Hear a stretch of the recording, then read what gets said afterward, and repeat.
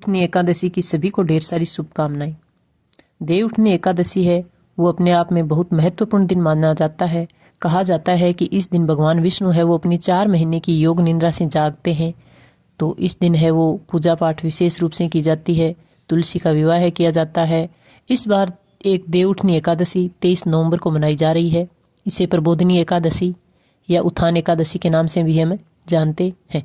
शुभ मुहूर्त की बात करें तो शुभ मुहूर्त पूजा पाठ का है वो होगा सुबह 5:03 से 9 बजे तक का होगा 23 नवंबर को। और एकादशी की तिथि है वो शुरू हो जाएगी 22 नवंबर रात 11:03 से। और पारण है व्रत का वो होगा 24 नवंबर को।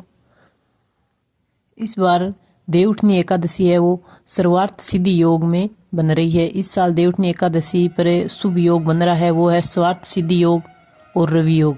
जैसे शुभ योगों में देवउठनी एकादशी का व्रत रखा जाएगा और पूजा पाठ की जाएगी। वहीं गुरुवार के दिन देवउठनी एकादशी पढ़ने से इस दिन का महत्व और काफ़ी बढ़ जाता है। पूजा विधि की बातें करें। स्नान आदि कर मंदिर की साफ सफाई करते हैं। भगवान श्री हरि विष्णु का जलाभिषेक करें। प्रभु का पंचामृत सहित गंगा जल से अभिषेक करें। भगवान विष्णु को पीला चंदन और पीले पुष्प है वो अर्पित करें। मंदिर में घी का दीपक है वो प्रज्वलित करें। संभव हो तो व्रत रखें और व्रत का संकल्प करें। देवउठनी एकादशी की व्रत कथा का पाठ अवश्य करें। ओम नमो भगवते वासुदेवाय मंत्र का जाप करें। पूरी श्रद्धा के साथ भगवान श्री हरि विष्णु और लक्ष्मी जी की आरती करें। प्रभु को तुलसी दल सहित भोग लगाएं। अंत में है वो क्षमा प्रार्थना अवश्य करनी चाहिए। देवउठनी एकादशी हो या कोई अन्य एकादशी हो, उन पर है हमें कुछ चीज़ों का है वो ध्यान रखना जरूरी होता है। देवउठनी एकादशी या किसी भी एकादशी के दिन चावल का सेवन बिल्कुल भी नहीं करना चाहिए। ऐसा माना जाता है कि इस दिन जो व्यक्ति चावल का सेवन करता है वह रेंकने वाले कीड़े की योनि में जन्म लेता है। वहीं इस दिन तुलसी की पत्तियों को तोड़ने से बचना चाहिए। देवउठनी एकादशी के दिन चाहे आपने व्रत रखा हो या ना रखा हो, लेकिन इस दिन मांस मदिरा आदि के सेवन से बिल्कुल भी दूर रहना चाहिए। इन्हें छूना भी नहीं चाहिए। अब हम बात करते हैं व्रत कथा की। एक नगर में एक राजा था। राज्य में सभी लोग एकादशी का व्रत करते थे। प्रजा तथा नौकर चाकरों से लेकर पशुओं तक एकादशी के दिन अन्न नहीं दिया जाता था।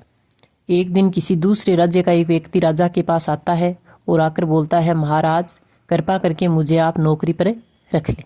तब राजा ने उसके सामने एक शर्त रखी कि ठीक है, मैं आपको नौकरी पर रख लेता हूँ, किंतु रोज तो तुम्हें खाने को सब कुछ मिलेगा, पर एकादशी के दिन तुम्हें अन्न नहीं मिलेगा। उस व्यक्ति ने उस समय हाँ कर ली, पर एकादशी के दिन जब उसे फलाहार का सामान दिया गया तो वह राजा के सामने जाकर गिड़गिड़ाने लगा, हे राजन, इससे मेरा पेट नहीं भरेगा, मैं भूख के मारे मर जाऊंगा, मुझे अन्न दे दो। राजा ने उसे शर्त की बात याद दिलाई, पर वह अन्न छोड़ने को राजी नहीं हुआ। तब राजा ने उसे आटा, दाल, चावल आदि दे दिए।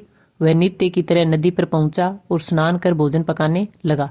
जब भोजन बन गया तो वह भगवान को बुलाने लगा, आओ भगवान, भोजन तैयार है। उसके बुलाने पर पीताम्बर धारण किए हुए भगवान चतुर्भुज रूप में आ पहुंचे तथा प्रेम से उसके साथ भोजन करने लगे। भोजन आदि करके भगवान अंतर्ध्यान हो गए तथा वह अपने काम पर चला गया। 15 दिन बाद अगली एकादशी को वह राजा से कहने लगा कि महाराज, मुझे दुगुना सामान दीजिए। उस दिन तो मैं भूखा ही रह गया था। राजा ने कारण पूछा तो उसने बताया कि हमारे साथ भगवान भी खाते हैं, इसलिए हम दोनों के लिए ये सामान पूरा नहीं होता है। यह सुनकर राजा को बड़ा आश्चर्य हुआ।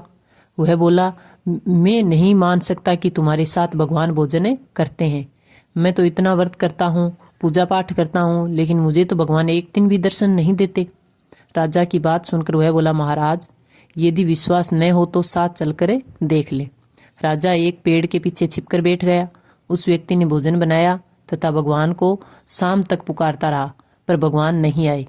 अंत में उसने कहा, हे भगवान, यदि आप नहीं आए तो मैं नदी में कूदकर प्राण त्याग दूंगा। लेकिन फिर भी भगवान नहीं आए। तब वह प्राण त्यागने के उद्देश्य से नदी की तरफ बढ़ा। प्राण त्यागने का उसका दृढ़ इरादा देख भगवान शीघ्र ही उसके सामने प्रकट हो गए और उसे रोक लिया और साथ बैठकर भोजन करने लगे। खा पीकर वे उसे अपने विमान में बिठाकर अपने धाम ले गए।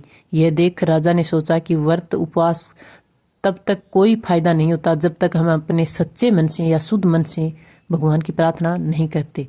तो उस दिन राजा को ज्ञान हुआ और उसने अपने सच्चे मन से उपवास करने लगा और अंत में है वो स्वर्गलोक को प्राप्त हुआ। ये थी देवउठनी एकादशी की व्रत कथा। अगर आपको अच्छी लगी हो तो वीडियो को लाइक शेयर सब्सक्राइब जरूर करें। धन्यवाद।